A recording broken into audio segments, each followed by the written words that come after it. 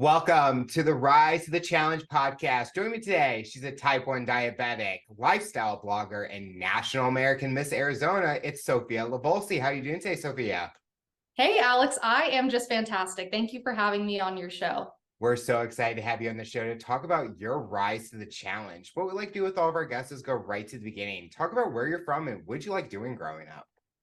Sure, yeah. So I moved around quite a bit when I was younger. I was born in California, lived in Arizona for a little bit when I was a young child, then lived in Ohio for 9 months, then moved to Texas for 15 years, and then recently came back to Arizona just this last year.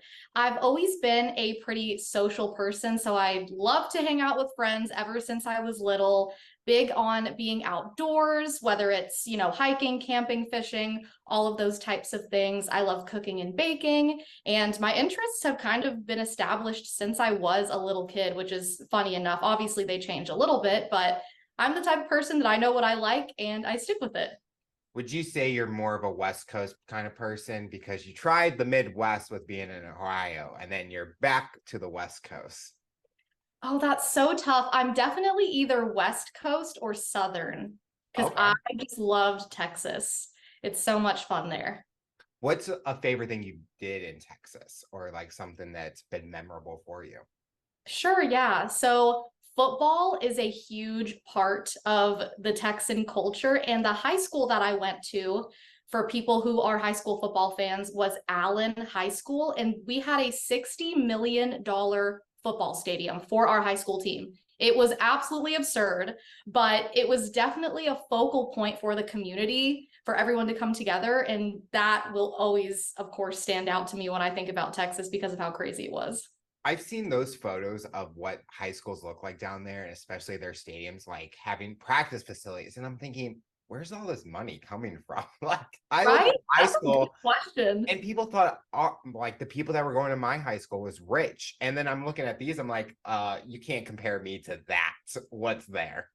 Where did you go to high school? I went to Parkway Central here in St. Louis, Missouri. So it was out of the Parkway schools, it's known as the rich school, but I wouldn't say I was that because my mom was a teacher and my dad was in countertops and stuff. So we were middle class, I would say, but still lived naturally wealthy in a way. Gotcha, gotcha. With going to Arizona, was it easy for you to make friends? You talked about being very social, and was it kind of that kind of style where you were able to introduce yourself to people, make friends, kind of interact in a way and be yourself?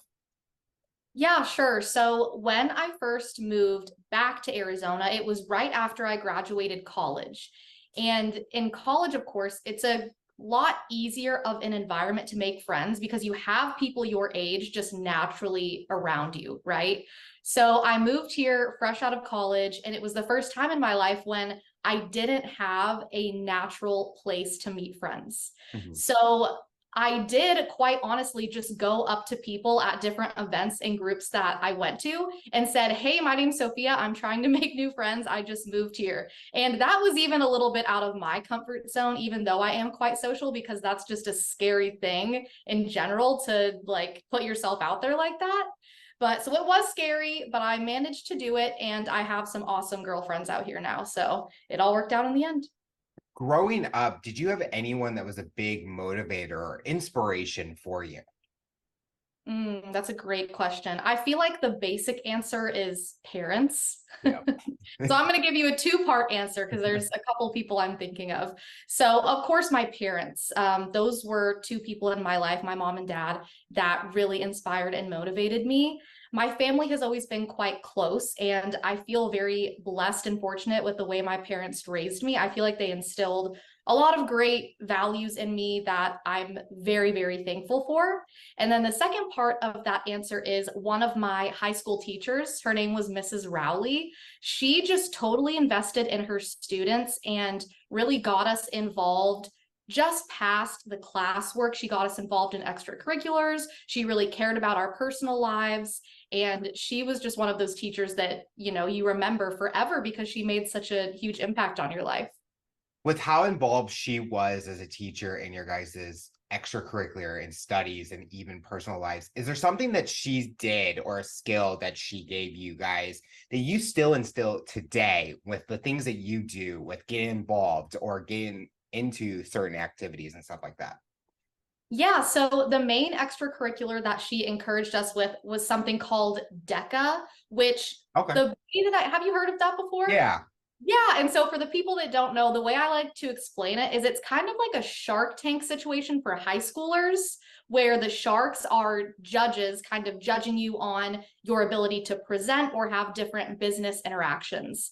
And so we actually ended up going to the international competition for DECA twice in high school under the leadership of that teacher. And so we got to travel to Anaheim one year, Georgia another year. And so just the fact that she not only, like I said, cared about us on a personal level, but she really instilled a lot of professionalism and business skills in all of her students that I definitely still use to this day, especially the presentation skills. Would you say that's the biggest thing DECA taught you about yourself, or did it find a new skill in you that you never knew you had in you? I think it helped me hone in on my presentation skills because I'd done some level of presentations up until that point, but not under the same pressure and type of environment that DECA gave me. So it definitely helped me with that. Did you kind of know DECA was something that you always wanted to do? Did you have that kind of business mentality, or did you kind of get influenced by someone that kind of was doing it all right? And you're like, I want to kind of follow in their footsteps. I did not know that I wanted to do it prior to joining, and it was totally Miss Rowley. Which is the teacher that I said has been a huge motivation and inspiration for me. I was in one of her business electives just because I joined that elective to get a credit, not really sure what it would lead to. And she recruited like all of the students that came in through her elective classes. And of course, not everyone wanted to join, but she definitely encouraged those of us that she saw had that kind of business savvy mindset to join. So yeah, it's really all because of her. Like, she's an incredible lady. Sometimes we're asked that fun question growing up. What's that dream job of ours? When you were growing up, what was that dream job for you?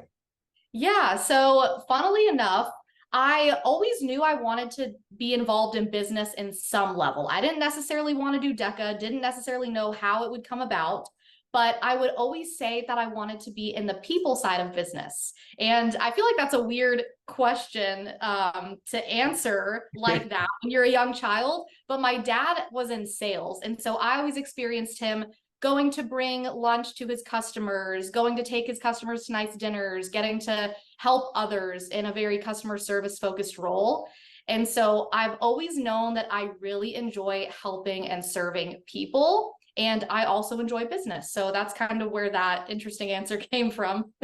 When you said like people, I'm thinking, okay, is she HR? But then it's like customer service external. So it's like not being in an office, you would like the customer service out in the public and where you're out there with the customers or the clients or the companies that you work, or like what your dad was doing. And I think that is definitely a unique skill set, especially with the presentation side, because you're always presenting something when you're in those situations. And it's kind of helping you be able to public speak because you're going to be out there trying to do whatever you need to make that sale happen. Exactly. Even if it's on a small scale, everyone has a platform in any interaction you have with people. So that's a really good point that even in a conversation with a customer, you are having to present on some level. How did the next route go for you? So after high school, did you go to college or did you go to the workforce? And what was that path like for you? Yeah, so I did go to college and I stayed in Texas for my 4 years of going to university. I went to the University of North Texas. I really enjoyed it because it's a little large, but it's kind of a mid-sized school. So not too overwhelming. They have something for everyone, it seems like. There's all different kinds of organizations and clubs and sports. And it's funny you mentioned HR because that's part of what I got my degree in. I got my degree in marketing, organizational behavior, and human resources because, true to my previous answer, I just like the people side of business. I can't choose one thing. And I also was so blessed to join a Christian sorority in college called Sigma Phi Lambda. And I was just a member for a year or two. Then I ended up serving as elected chaplain, which was an incredible experience to bond with other girls, have so much fun doing date parties and chapter and formal and all those fun things. So college was overall a great experience for me. Of course, there were ups and downs, but I feel like overall I really lucked out. What was a challenging part of your college experience for you? Yeah, so like I mentioned, I moved back to Arizona just last year after I graduated. However, my mom, dad, and my brother actually moved to Arizona 2 years prior to when I did, right when I was smack dab in the middle of my college career. And they wanted me to come with them, but it would have been a lot to transfer credits and move while I'm right in the middle of getting my degree. So I ended up staying, and this was in the fall of 2019. And Alex, I know you're a type 1 diabetic as well. So imagine your parents, they leave. You're here on your own in college as a type 1 diabetic. It was a big step for my parents to not live near me just because there's some health emergencies that may come up. And then the next month, COVID happens. And so we're very isolated. My parents are freaking out because they have an autoimmune deficient daughter in another state. So I think that was a challenge, just to navigate that new dynamic with my parents and my family. But For people listening, Sophia and I both are going through the same experience with type 1 diabetes. And I want to start at the very beginning. Talk about leading up to your diagnosis. What was going on? What were you feeling? Was there any kind of like hidden things or kind of notices that people were noticing in you that kind of led to that moment? Yes, there definitely were. So I was a very active child. I was involved in a lot of sports, and I was also very tall. Like, I'm 5'5", and I've been this height since the 6th grade. So, which is crazy. But the first thing that my family started to notice was that I looked like I was really thinning out and losing weight. And their first step of logic was, oh, Sophia's probably going through a growth spurt again because she grows all the time. She's active. This is just kind of a phase in her young adult life. And then following that, I started to get very lethargic, and I was drinking 1,000,000 gallons of water a day, using the restroom very frequently, which are two very common symptoms of type 1 diabetes. And then another really strange symptom that I had that I think is quite uncommon is water started to taste really bad for me. I think it had something to do with the ketones that get present in your mouth when you have such a high blood sugar that your body's just reacting in all kinds of weird ways. But I wouldn't drink water because it was very gross. And this was all happening when I was 13 years old, by the way. I should have mentioned that at the start, but I was 13 years old. And my mom, after all of these symptoms presented themselves, finally was like, okay, this is definitely more than a growth spurt. Something is not quite right. And she called the doctor, and my symptoms were classic type 1 diabetes symptoms. So they were like, we think she has this condition. Bring her in, we'll get her tested. Sure enough, I go in the next day. My blood sugar was 530 something. I can't quite remember. And I stayed in the hospital for 3 days after that, like most type 1 diabetics do, and learned all about my new life that I had ahead of me. What was your family's reaction when that diagnosis happened? Were they kind of nervous, freaking out? Like, how are we going to be able to handle this? We're not prepared for this. Because a lot of times with families, it kind of happens out of nowhere. And I know from my experience, my family kind of panicked because they never experienced this in our family because I'm the only one. So how did your family react? Yeah, I definitely relate to that. I'm the only type 1 diabetic in my family that we know of, at least.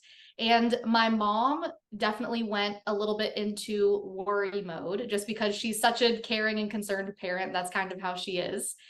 But luckily, she actually majored in nutrition in college. So a lot of the carb counting and new things you have to learn about food and your relationship with food as a diabetic, she was able to help me with. I remember my dad, he came to the hospital after the diagnosis and was like, this isn't right. Like, he totally was like, you should do another test because I just don't think this is right. So I think he was just in shock and confused and was like, there's no way this can be true. But what did your parents do? Did they kind of, I know you said they worried and panicked, but how did they react? So my dad was a paramedic EMT, so he was kind of used to like the condition in a way, but not like treating it constantly. My mom was panicking, and today, still to this day, she gets worried because I've had so many ups and downs in my years of going through it. But during that time, it's so much responsibility. I was 10 when I got diagnosed, Mm. and a lot has happened, like waking up at 4 a.m. to make sure I'm still breathing and stuff, because making sure Lantus and all of that change. But it's so much responsibility that she was worried that it was going to be too much. Mm. And I think it really tested my abilities to be able to, okay, you have to think about being an adult at a early age. Did you Very. kind of see that responsibility in you where you're like, okay, we're going to fast forward years because now you're an adult taking care of your body 24/7? Totally, yes. And I've always been told that I'm very mature for my age. And I think that type 1 diabetes does have a lot to do with it because, like I mentioned, I was 13 when I was first diagnosed. And so my parents actually kind of gave me the choice because 13 is an age where you're kind of becoming self-aware and responsible. They asked me if they wanted like myself to take the lead on my management or for them to take the lead. And so what I chose was I wanted to go ahead and take the lead, be the one to administer my insulin, count my carbs for the most part. Of course, they helped me, but they allowed me that freedom to kind of straight off the bat get used to managing my diabetes. And I found that very helpful for me personally, especially because as I got into my later teen and young adult years, I am very independent. I am living in a different state than my family, or I was at least for a couple of years. So, yes, totally relate to you're growing up a little faster than you thought you were going to. With your friends and other family members outside of the main household, how did they react with you being a diabetic? Did you kind of see changes in tides with friendships, or were they kind of more trying to be interested in kind of learning about what you're going through so that they could be better prepared in the future if you were going through low blood sugars or things like that? Yes. So I was very blessed on the friend front when I first got diagnosed. A lot of the friends I had at that time were friends that I made back in elementary school. So I had really close relationships with them, and they were just mostly concerned. They later on kind of wanted to learn more about it, but I remember initially they were very concerned. Mhm. I had a few classmates who didn't quite understand and kind of made some of those stereotypical comments and asked some stereotypical questions that we type 1 diabetics often get. So that was maybe the negative side of it. But I will say, a year or less than a year after being diagnosed with type 1 diabetes, one of my friends introduced me to one of her friends that had been a type 1 diabetic for several years before me. And so, because of that common connection, we met, and she's been my best friend now for a decade. Like, I call her my sister, and we wouldn't have met if it wasn't for type 1 diabetes, which is another interesting fact of having a chronic condition. It Yeah. obviously is not ideal, but it opens up so many opportunities and changes your life in ways you may not expect. What's been the biggest challenge you have faced being a type 1 diabetic? Or is there a specific moment that's been kind of memorable in the challenge aspect? Mm-hmm. I think if there's one specific moment that kind of sums up the challenge I feel is most prevalent around type 1 diabetes, it would be the day that I returned back from school after my 3-day hospital visit after first being diagnosed. And I went into one of my classes, and one of the classmates that asked me a bit of a stereotypical question said, "Why were you gone for 3 days? Are you okay?" And I shared with him, "Yes, I'm okay, but I was in the hospital because I guess I have type 1 diabetes." And he kind of looks me up and down and goes, "Oh, I didn't realize you were fat." And Oh, I just remember from that day being like, whoa, is this what life's going to be like? Because type 1 diabetes is so interesting because it's a very physically tasking condition. It's exhausting when you're dealing with blood sugar roller coasters. You are sometimes feeling like a human pincushion, whether you do multiple daily injections or with all of your site changes from CGMs and pumps. So there's that aspect of it, very physically tasking. But then, unlike many conditions, you're actually oftentimes getting misunderstood and blamed for a disease that you did not bring upon yourself, but because of stereotypes and misinformation, people are interacting with you that way. And so then it becomes a bit of a mentally tasking chronic illness. So for me, it's just that diabetes is so physically and mentally tasking. I think that kind of makes it unique in terms of chronic illness. I totally relate to the physical parts because when I'm telling someone about what I'm going through, you kind of get the judgment of, oh no, you're fine. But I tell them, I go, you're not in my shoes dealing with this 24/7. And if you were in my shoes, you would kind of understand. And I think that's so important with like doctors. It's funny, I just had an endocrinologist appointment before this interview, and the one thing she always says is, I'm not living with this. So I can only tell you from an outsider's perspective, where we're the ones living with it 24/7. We know what our bodies are going through. And the physical aspect makes me challenged mentally and emotionally. And I think because of that, it's made me stronger in a way that I can face any challenge. And you kind of look at, and like when you grow up, you're like, I'm not going to let anyone tell me I can't do something. That's the thing that I've learned from being a diabetic is just because I am a diabetic doesn't mean I can't do anything. That's an amazing perspective to have. That's such a good reminder. With those challenges, what's been the most positive thing and monumental thing that diabetes has brought to you?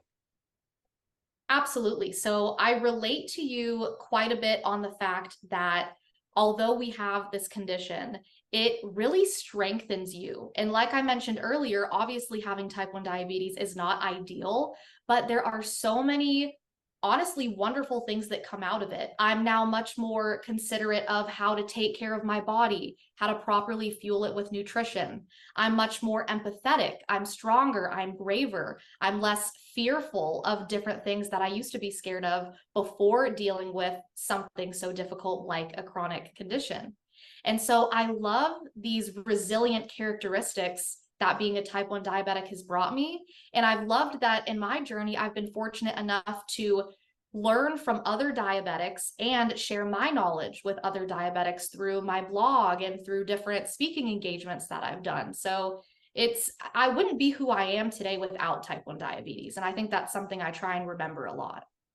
Talk about creating a blog, a lifestyle blogger as yourself and doing those speaking engagements. How did that been created?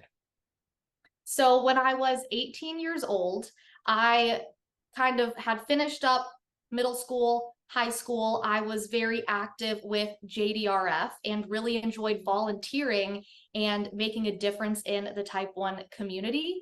And I'd also kind of continuously throughout those years faced a lot of the stereotypical assumptions that we get as type 1 diabetics. And so one day when I was 18, it was very spur of the moment. I decided that I wanted to create a blog to not only help with and connect other diabetics and also learn from them myself, but to kind of work to debunk a lot of these stereotypes that are really harmful for us as type 1 diabetics. And not even on just the mental and emotional front, but I recently wrote an article that talks about how the misinformation and stereotypes of diabetics is actually really bad in the fight for affordable insulin because people don't take our needs seriously because diabetes is taken as a joke. Yep. And so I wanted to create my blog for those reasons, to connect with people, make a difference, and really just impact and improve the diabetes community in any way that I could. What's been that reaction and impact that you've seen from people that are reading the articles and blogs? Yes, so I think it's very informative for them. And my typical writing style is honestly not as informative. I'm very conversational. I like to share tips. I like to share stories. I like to create some humorous content. I mean, my blog's name is What the Prick after all, which is pretty punny if I do say so myself. But yeah, a lot of the articles I just strive to bring awareness or educate. And so hopefully I'm bringing across those points. But when I originally started my blog, it truly was just a passion project and a hobby. And it kind of evolved from there over the last several years into something larger. And I'm so grateful for that. But it's just been an incredible journey, quite honestly. Do you ever feel the pressure with the content that you are writing? Because sometimes, with social media nowadays and public opinions, everyone can go different ways. They can always have their own opinion. And I think sometimes that is also good because it's different perspectives. Someone might read it differently. Does that feel like pressure to you where you get that moment and you're like, do I want to post this because of that? Personally, I don't really struggle with that. I know a lot of people who do, and I can totally see how that would affect people.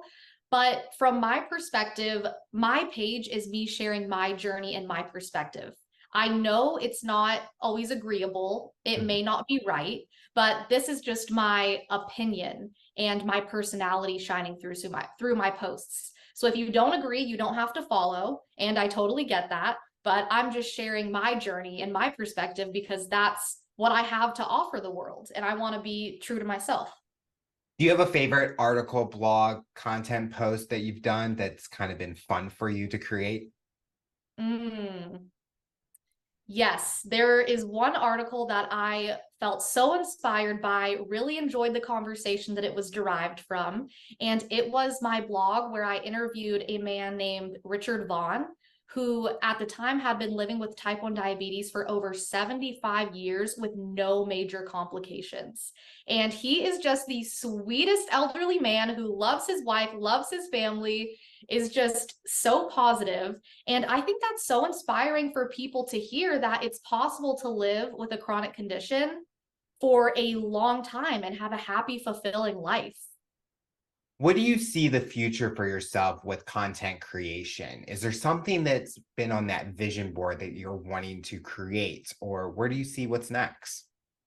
Yes. So when I first started my platform, and still to this day, it's a lot of social media posts and blog articles, which I absolutely enjoy. And I do not want to stop doing that by any means. But I've really found a passion in doing speaking engagements and helping out at events. So I would love to get more involved in doing things like that because I feel like I have a skill set there and it's something I'm passionate about. And when you work in something you're passionate about, it really shines through. I want to go back and tie this all together. So you talked about earlier how your dream job was to work with people and kind of in that business aspect. What you're doing today can definitely be that connection where you're working with people in a different capacity where your blog is that business, but you're on the front side of it where you're talking to people, really getting to know diabetics out there, families with diabetics. Do you feel that you are fulfilling that dream that you had as that dream job in what you're doing, even though it's in a different capacity? I honestly do. And that's a really good point. I do feel that I'm fulfilling that dream that I've had for several years. I will say this isn't a full time position. So that's an important thing to note. I also do marketing for a business strategy coaching firm currently. So I would love for maybe one day my platform to evolve into a full time position. But for now, yes, it totally is in line with that goal and dream that I had. That's a really good point. You talked about speaking engagements. Is there a dream speaking event that you would love to speak at? Not necessarily one particularly, but just anything relating to diabetes, like maybe a type 1 diabetes conference, a summit, something like that. I would love to be involved in an event like that, specifically for type 1s, surrounded by type 1s. I think that would just be so much fun. Did you, and this is kind of a fun question, did you ever go to or get introduced to any of those like diabetes camps growing up? Did you I did. Absolutely, I did. I went for 1 year and it was so much fun. Did you ever go? No, I kind of look back at it and I wish I took advantage of that because I think it would have been so crucial when I first was diagnosed to really be introduced to kids that are going through it, where you're kind of brand new, but you kind of get to see, okay, other kids are going through the same thing. But talk about that experience for you. Yes. So I ended up going a year after I was diagnosed. So I did have the chance to go kind of right on that cusp of being newly diagnosed.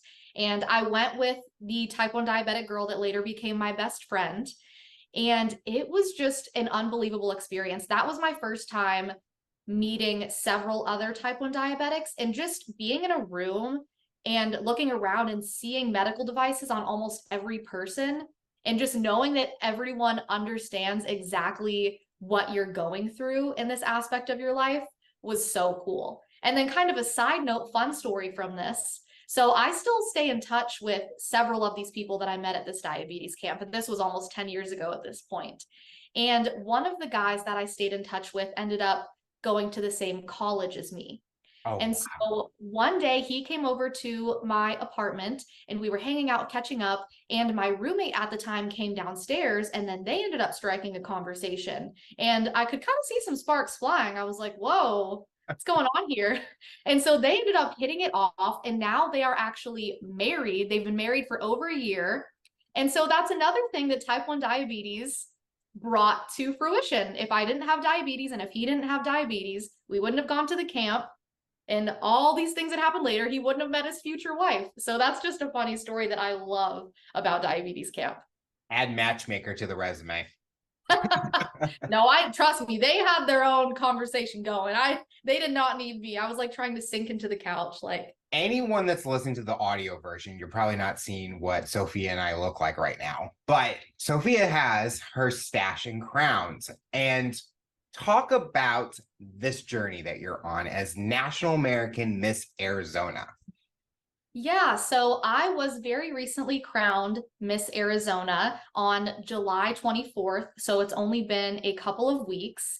And this has been one of my favorite journeys that I've taken in my life. I first competed in a pageant when I was 13, and it was only 3 months after I was first diagnosed with type 1 diabetes. I know. I'd already planned to compete before my diagnosis, and I think I wanted to prove to myself that I could still do anything that I set my mind to. And so, even though it was a little crazy, and my parents were like, "Are you sure you still want to go through with this?"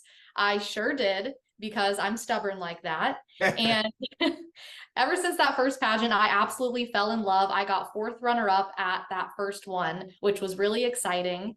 And I've continued on to do a couple of different pageants, a couple of state level pageants, one national pageant. And this most recent year, obviously, I had some success and am so excited for my reign this year. It is going to be such a blast. And now that I've won the Arizona State pageant in November, I will be traveling to Orlando, Florida to compete for the title of National American Miss, along with all of the winners from each of the 50 states. What's the biggest thing you're wanting to accomplish during this reign as Miss Arizona? So I am huge on serving and helping others. That is something that is so important to me. I think that there's not a lot that we leave behind in this life in terms of a legacy that's lasting. A lot of people want it to be their career, sometimes material items. But to me, what really matters is if you leave the world a better place than you found it and you impact people for good. I think that's so important. And so there's a couple of different charities that I work with. Of course, type 1 diabetes is my platform. So really just highlighting that, bringing education and awareness to that at a national level. And then I'm also a foster care advocate and mentor for foster kids in the state of Arizona. So those are the two main charitable causes I hope to accomplish. But really just being of service this year is super, super important to me.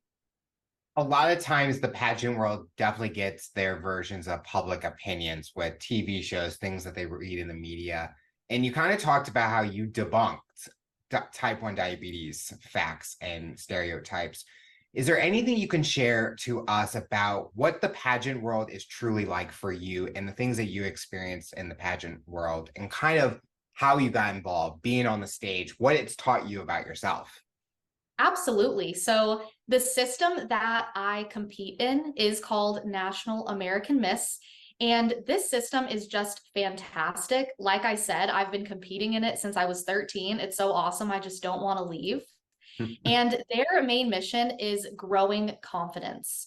So the competitions in this specific system are formal wear, where you have an evening gown and you're walking on stage, personal introduction, where you share a 30-second blurb essentially about yourself in front of an audience and panel of judges, interview, and then community service is actually a required part of this pageant system. And so I think, like you said, from the movies, we think of swimsuit competitions, we think of the answer to every question being world peace, when really, Yeah. pageants have a truly magical way of instilling confidence in girls and really teaching you important life skills. Like my public speaking, my interview skills have all been heavily influenced by my involvement in pageantry and National American Miss. With type 1 diabetes and pageant, sometimes contestants will wear the devices. Do you wear any of the devices on you? And does that kind of give you more confidence and not being afraid to show those things or say, I am a type 1 diabetic, I am on the stage, and I'm kind of sharing that any diabetic can be on the stage like me? Yeah. So when I compete in pageants, I am very open about my type 1 diabetes, and I do wear my medical devices in visible places. And not only do I do that because it's a part of what makes me unique, it's my platform, it's Mhm. the way that I want to impact my community through my reign, but the pageantry and modeling space also has a lot of stereotypical body image expectations. And when you think of a model or a pageant queen, you often don't think of a diabetic because of the stereotypes Yeah. associated with each. You think of a tall, skinny girl when you think of a model or pageant queen, and you think of someone who is unhealthy and lazy when you think of a diabetic. And so, really, just stepping out of those predetermined ideas that people have of me, not only for myself, but for others, is of the utmost importance to me. I love that you mentioned the stereotype aspects of, and we kind of talked about throughout this interview, where I just hate when people like say those things like, oh, you can't have sugar. That was the one thing that I think I was asked so many times, oh, you can't eat this. And I go, I can eat whatever I want. I just choose not to eat it. It's my choice. But I think the whole body image is such an important topic because I'm friends with diabetics who are all different shapes, sizes, backgrounds, experiences. And I think that's what makes it so special because you can't tell that someone's a diabetic just by looking at them. It's when you get to know them, you kind of see them going through the systems, the process of taking blood sugars. Then you're like, okay, I see it now. But you wouldn't have no idea. Like just looking at us, you wouldn't have no idea we're diabetics until we tell you Exactly. the devices we're wearing, the things that we're going through on a daily basis. That's what's so special, I think, about diabetics is everyone has their own unique story and makes them special. That is so true. You have such a good perspective on diabetes. I love listening to it. It only took me 17 years, I would say. But I think you have to go through those struggles. And I've had the highs, the lows, and I think it doesn't come to me right away. I think as an adult, you kind of look at it from a different point of view than when I was 10 or 11 going through it. And now I appreciate what I was doing and the people that helped me throughout that time to get me to where I am today. Exactly. And we live in such a hyper individualistic culture where a lot of the things that people share about themselves are all of the good things, all of the Yeah. successes, all of the things that make them wonderful. But I think it's so important to really consider what got you to that success, because oftentimes it's failures and mistakes that you're learning from and using as educational experiences that are the building blocks of getting to that healthy perspective point or that success that you achieved. So I think it's really important not to discount that, like you said. After winning that title, do you ever feel like you just want to walk out in public with the crown on and just like showcase it to the world? Anywhere you go, if you go to the grocery store, I just want to wear my crown today. You know, I maybe say that in my internal monologue, but I don't actually do it.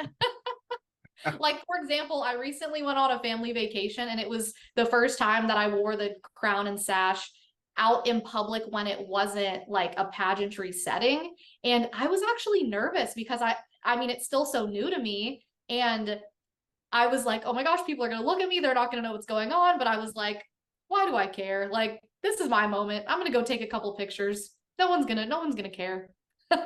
I would be like, if I like won a medal or something, I would probably been the same way. I'd wear it because you're gonna get the people that are gonna judge. But it's like I earned this. Like I worked hard to get to, and you see like the Olympians, they worked hard for that medal. They better be out there showcasing it to the world. They earned that medal for the 4 years that they worked to get to it. You earned that crown. That's hilarious. Well, thank you. I appreciate that. Yeah, definitely still getting used to even just wearing it and the idea of it, but it's so exciting. I love it. Something that our listeners like to learn is even more about our guests. When you're not working, when you're not doing speaking engagement, you're not doing blogs, what does Sophia like to do for fun? Ooh, yes. I am a big advocate for enjoying life and having fun. I think that's super important. And I honestly think it's kind of a lost art. Like people are overworking themselves, only focusing on some of the boring things in life. I think that's just kind of how society has progressed. So that's a great question. I love that question. Like I said, I'm very social. I love hanging out with friends. I love to go on coffee dates. I love to go out to lunch. And I also am very fortunate to live a mile from downtown Gilbert, which is a really cute area in Arizona. They have a farmer's market every Saturday. They have lots of great restaurants and shops. So I actually love to walk down there either by myself or to meet friends and just spend time trying new things and just enjoying the city in which I live. I also love to cook, also love to hike, which is a super basic Arizona thing to say, I know. And I love to like binge watch a Netflix show. Like when I need to relax, I will totally just lay on my couch for like hours and watch a good show. My cat will be laying on my shoulder. She'll be watching with me. Those are some of the best nights. What's your current show that you're watching? So I just finished watching Too Hot to Handle, which is really trashy. I know trashy reality TV is like my guilty pleasure. Those are the best shows, though. Every episode is going to be something dramatic, and you're thinking, they're really complaining about this. This is like not even worth the complaint about, but the producers, they got to give it to us. Exactly. Like I know it's bad. Like I know this is trashy TV, but I just love it. Like there's something about it that I'm like, I need to watch the next episode to find out what happens. I have that as a guilty pleasure, reality TV. I love the competition reality shows. I always told myself, oh, I'm gonna be on one. And then I'm a huge fan of Big Brother. Mhm. And right before COVID happened, there was an audition in an office building next to the office that I worked. And my boss was going to give me a few hours to be off to go audition. Planned on doing it, COVID hit. They canceled all the auditions. I was like, my one opportunity to at least try didn't even happen. No, that would have been so awesome. I feel like you would have done well on Big Brother. I would hope so. I mean, I don't know if I could be in the house for 3 months, not being able to do podcasting. I would probably have to like bulk record for 3 months and just have it already ready to post. But with cooking, what's your go-to cooking, especially with diabetes? What do you like to cook? And have you noticed that you're like changing up recipes and stuff to kind of still enjoy, but it's still helping you manage your diabetes? Yes, I think that is the most important thing. You can't limit yourself to an unhealthy extent, Yep. even as a type 1 diabetic. So something that I like to do is find healthier alternatives to some of my favorite foods. Oh, sorry, I heard an alarm going off, but it was outside my door. My phone? Anyway, will you ask me the question again? I'm sorry, I lost my train of thought. With cooking, do you find any recipes that you still enjoy, but you kind of substitute to help manage your diabetes better in a way? Yes. So I think it's really important as a type 1 diabetic to not totally limit yourself, but to find healthy alternatives to the foods you really enjoy. So some of the things I love are cheeseburgers and tacos. Like those two, I could eat those all day, every day. And so some of my favorite things to make are either burger bowls where I make homemade sweet potato fries, incorporate that in there with all my favorite toppings, sauces, cheese, hamburger meat, or tacos. Homemade tacos are just so much fun because you can use corn tortillas, low carb tortillas, and tacos can be totally different every time. Like sometimes I'll make like a mango jerk chicken taco, and then sometimes I'll make like a Taco Bell copycat situation. I'm now hungry basically, and I'm just gonna go upstairs and cook something. I saw one of your posts about a burger bowl, and I saw it and I was like, okay, give me the recipe, put it on the shopping list. I gotta make it. And I always, when I love to cook, and I always try to do this good recipes, but substitute it because sometimes healthy eating, you don't want calories, you don't want carbs. But even with the sugar items, like making my own pizza crust with Greek yogurt, and it's so good because Greek yogurt's good for diabetics because there's still sugar in it. But I told myself, you can enjoy these things. And I always get made fun of because when I eat M&Ms, I have one M&M. And they're like, why only one? I go, I just want the chocolate flavor, but I don't need to take a handful and then, okay, now I have to take like 10 shots of insulin basically right now. Hey, I mean, I understand the logic, but that is pretty funny. Just one, you're like, this will do it. That's a rare skill to have because I feel like a lot of people are like, I need 5. I used to be like that with Oreos. Like I could eat a whole like sleeve of Oreos, but I have to like control myself in a way. The final question I'll ask you for someone that's listening to this interview based on your journey and experience, what tips or advice would you give them to overcome obstacles, accomplish their goals, and rise to the challenge? Absolutely. I think my number one piece of advice for the listeners in that context is to not beat yourself up for the mistakes you make. Especially as young people like you and I are, we're pretty young.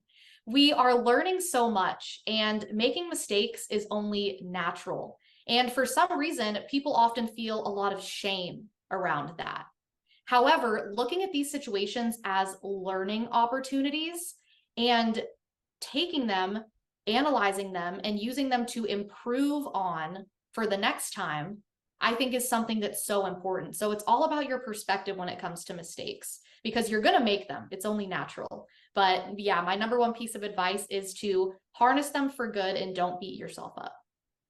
Sophia, I want to thank you so much for coming on the show and talking about your rise to the challenge. You're inspiring so many people, and we are excited to see what the future looks like for you. Thank you so much for having me. I really appreciate it.